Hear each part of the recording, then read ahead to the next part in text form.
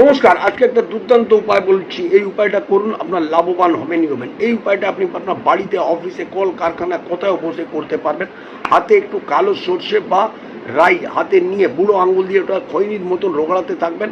আপনার মনস্কামনা বলতে থাকুন, আমার কাজকর্ম ভালো চলুক, আমি জীবনে সাকসেস পেতে পারি, আমার বাড়িতে কোনো রকমই নেগেটিভিটি না আসে, আমার বাড়িতে কোনো রকমই ঝগড়া ঝামেলা অশান্তি না হোক, আমার পড়াশোনা ভালো হোক, বা আমার ছেলে মেয়েরা ভালো উন্নতি করতে থাকুক, আমার কোনো রকমই জীবনে কষ্ট দুঃখ না হোক, আমার রোগ ব্যাধিতে জীবন না কাটুক। এই ধরনের কথা বলতে বলতে এটা রোগড়াতে রোগড়াতে আপনি কি করবেন, রাস্তার ধারে এসে ওটাকে বাইরে ফেলে দেবেন।